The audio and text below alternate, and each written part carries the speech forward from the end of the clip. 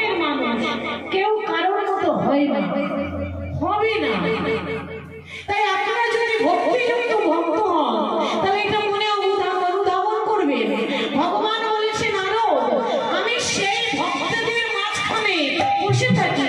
আপনারা যদি তিলকটাকে বিশ্বাস করেন, আপনারা যদি শাস্ত্রকে বিশ্বাস করেন, আপনারা যদি কৃষ্ণ নামকে বিশ্বাস করেন, আপনারা যদি বাজারটাকে বিশ্বাস করেন, এই মাটিতে কৃষ্ণ নাম হচ্ছে, আপনারা যদি কমিটির সমস্ত ভক্তদের বিশ্বাস করেন, মনে মনে অবলম্বন করুন এর মধ্যে ভগবান আছে।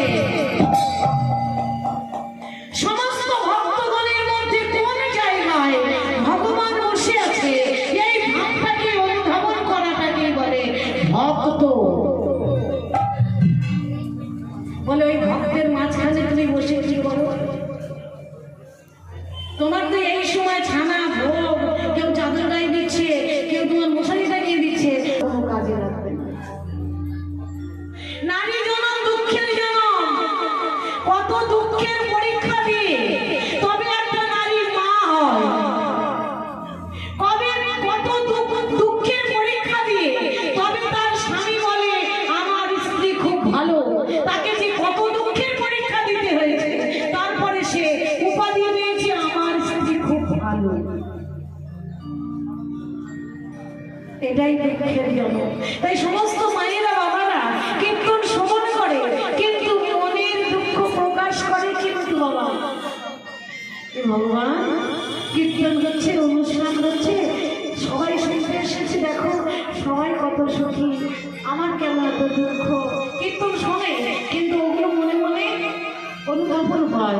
আমার বাড়ি গেলে তো আবার সেই অশান্তি, আবার সেই জ্বালা। হে ভগবান, মানব জীবনে এত কষ্ট, এত জ্বালা, আমি তাদের মাঝখানে বসে থাকি, থেকে কি করি জানি শিওরে নারদ, তাদের মনোবাসনা পূর্ণ করি, তাদের মনোবাসনা পূর্ণ করি।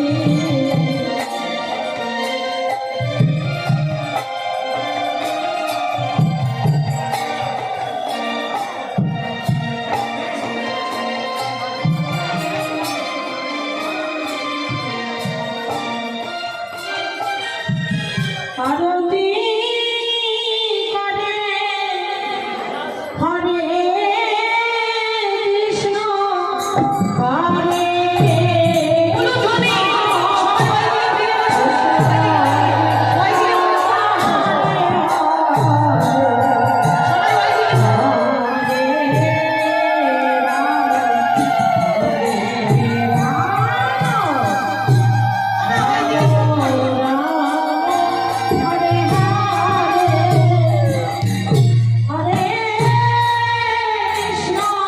Hare